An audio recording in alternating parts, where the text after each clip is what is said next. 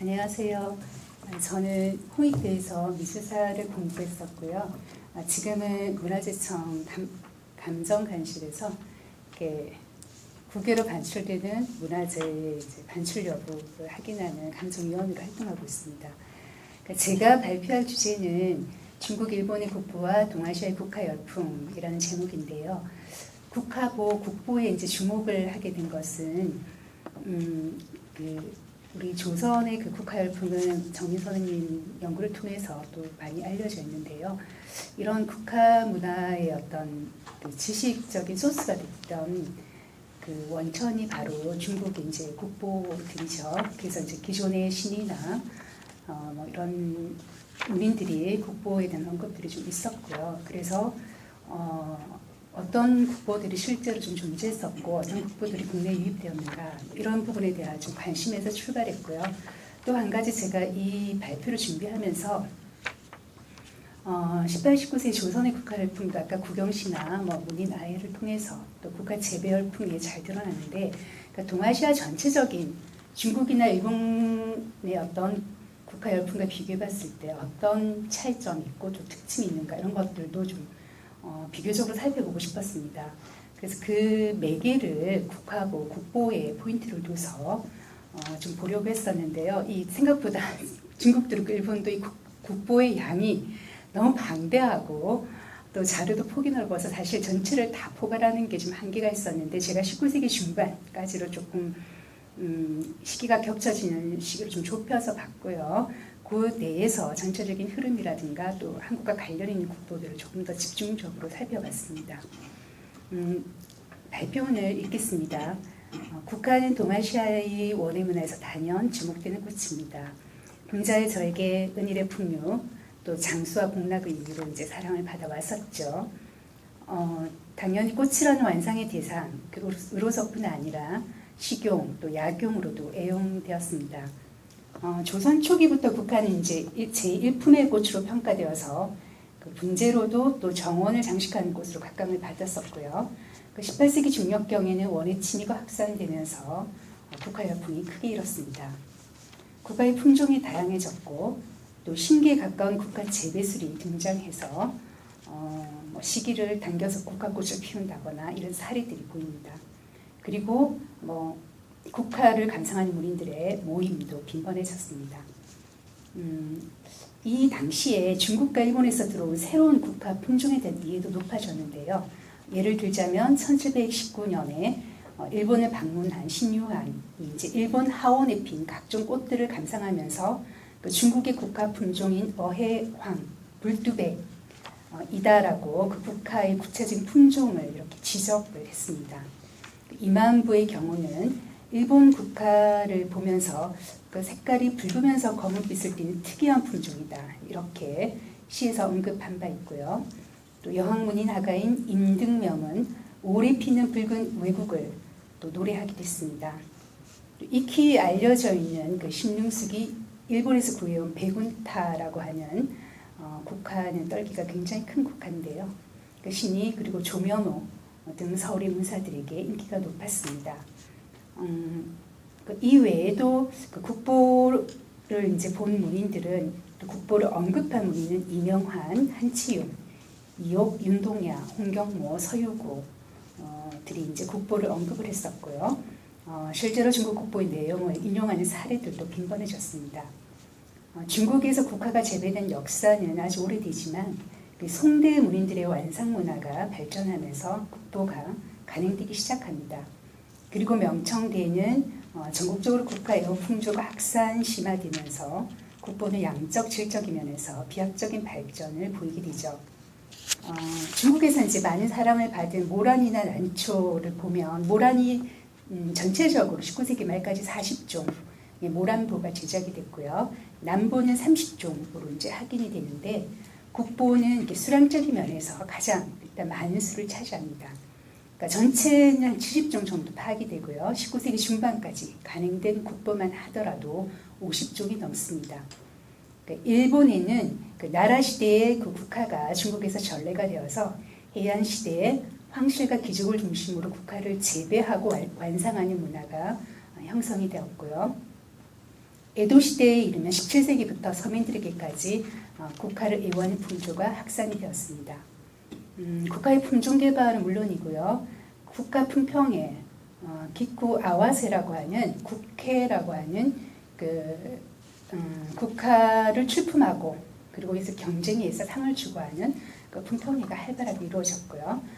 또 지금 일본에서 이제 국세공품, 국화 인형의 원조라고 할 수 있는 그런 모형들, 초기 형태들을 바로 이제 이때부터 만들어지기 시작합니다. 그리고 19세기 중반까지 40종 이르는 국화가 간행된 것으로 제가 이번에 확인을 했습니다. 조선과 에도 시대 국화 열풍에서 그 중국에서 간행된 국보 그리고 새로운 국화 품종 유입이 중요한 외부적 요인이라고 생각을 하고 있고요. 중국의 국보는 전통적으로 국화에 대한 상징이라든가 또 관념, 인식, 그리고 국화랑 관련된 풍속, 전고, 또 국화를 품평하는 기준, 재배법 등의 원예 지식들을 풍부하게 담고 있고요. 또 여기에는 여러 가지 시문들, 문해적 성과가 총괄적으로 수록이 되어 있습니다. 따라서 한국과 일본의 지식층은 이를 탐독하면서 국화에 대한 지식 정보를 형성했습니다. 조선과 일본에서 널리 읽혀진 국보는 송나라의 고전적인 국보들이죠. 유몽, 사정지, 범성대가 저술한 국보이고요. 또 한국의 경우는 규장각에 소장된 중국 서적 목록인 내각방서록에 청나라 육정찬이 저술한 예국지가 올라 있습니다. 일본에서는 명나라 주유광이 저술한 덕선제 국보가 큰 역할을 했는데요. 일본의 국보 제작에 직접적인 작재가 되었습니다. 또 한국, 일본 양국을 공통적으로 봤을 때 기록으로 확인되는 국보는 명말의 고렴이 쓴 국보, 또 걸륭 어제집에 실린 양국 44수, 그러니까 양국의 공이 전래가 되었고요. 종합적인 원에서 가운데 국화주어가 분량이 굉장히 많아서 거의 단독 국보에 해당하는 왕상진의 군방보, 또 진호자의 화경, 배문제의 군방보의 국화주어가 많은 영향을 끼쳤습니다. 일본의 국보가 조선에 전래된 기록은 현재까지 파악이 되진 않지만 근래에 이제 소개된 다식이라는 자료를 통해서 일본 서적이 이제 유입되었을 가능성 그리고 그 폭이 훨씬 넓었을 거라고 생각해 볼 수 있는데요. 다식은 관아제 조용석의 차남인 조중환이 시경에 인용된 물명을 그림으로 설명하기 위해 편찬한 책입니다. 기록상에는 5책이 나오는데요. 현재 이제 1책만 경매에 나온 적이 있습니다. 여기에는 이제 참고 서목이 기록이 되어 있는데요. 나카무라 데키사이가 1666년에 간행한 본몽도휘라고 하는 백과사전, 삽도가 실린 백과사전이 수록되어 있습니다. 기왕에 우리가 일본 서적으로 국내에 많은 영향을 끼친 한 삼제도회와 함께 이 초목에 관한 삽도가 수록이 된 훈몽도회가 전래된 것은 일본 서적의 유입과 관련해서 주목되는 지점이라고 생각이 들고요. 현재까지 일본 국보의 명칭이 확인되지는 않지만 이런 서적의 전례로 봤을 때 유입의 가능성이 좀 크지 않을까 이렇게 추정해 봅니다. 중국 국보는 이제 양이 굉장히 많기 때문에 전체적인 특징을 제가 좀 압축적으로 설명을 좀 해드리자면요. 송나라 국보는 국보의 기준을 마련한 시기이기 때문에요. 성리학적인 관점에서 국화의 덕성을 논하는 그런 기준을 세웠고요. 여기에 실용적인 가치, 그리고 풍속이나 전설, 명칭 이런 인문적인 정보를 두루 수록하고 있습니다. 그리고 국화를 분류하는 중요한 기준법은 꽃의 색깔인 화색을 기준으로 분류를 한다는 거죠.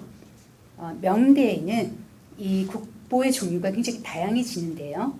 품종을 주로 다룬 국보, 또 재배 기술을 중심으로 한 국보, 또 국화의 특정 품종을 시제로 해서 쓴 시를 모은 품유시보, 그리고 이 모든 것을 이제 같이 함께 수록한 종합보, 그리고 국화도를 그리는 교본으로 기능한 하보, 이렇게 다양한 유형의 국보가 저술되었습니다. 특히 명대는 송대까지는 국화 재배술이 아주 일부만 쓰여지거나 이게 쓰여지지 않는데요. 명때는 국화 재배수를 중점적으로 다룬 국보가 두각을 드러냅니다.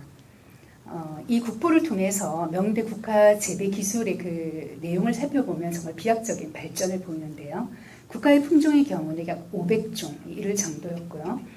꽃잎의 형태가 관의 형태인 관형 국화라든가 또 조기, 중기, 만기 중에 만기 피는 새엽곡이 크게 증대했고 이전에 볼 수 없었던 새로운 품종 또 꽃의 지름이 10cm, 15cm 이르는 큰 대국이 성행했습니다.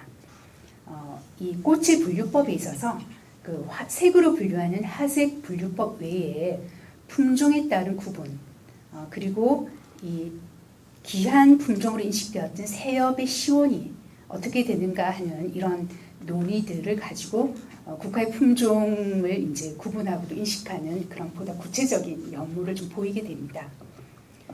청초에는 그 국화에 관한 재관 정보와 문해를 집대성한 광군방보라든가 육정천의 이국지 이런 종합적인 국보가 간행이 되고요.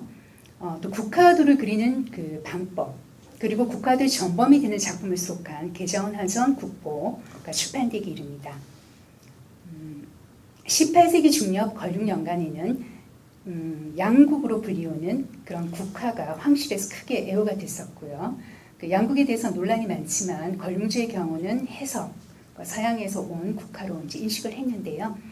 이 국화의 종류 중에 그 국화의 꽃잎이 통형으로 된 국화가 굉장히 인기를 끌었고 이것이 하나의 회화 표현으로 정착이 돼서 청공중에서 널리 그려지고 조선 후기, 조선 말기 국화도의 한 유형을 차지하게 됩니다. 그리고 녹색 국화를 비롯한 새로운 품종이 더 많이 출현하게 됩니다. 국화 그림도 청초에 활동한 운수평 계열의 국화 표현과 차이가 있는 그 통영 그림의 통영 꽃잎의 국화 표현이 하나의 큰 줄기를 차지하게 되죠. 국화 재배수를 기술하는 방식도 더욱 체계적이고 정밀해졌으며 이전에 10항목 정도로 나누어 기술하는 것이 19항목, 40항목 이렇게 구체화됩니다. 19세기 이르면 강남에서는 국화의 종류를 이전의 그 화색이라든가 국화의 명칭, 품명이 아닌 세종, 조종, 양종 이 세 가지로 구분하는 방식이 선호가 되었었고요.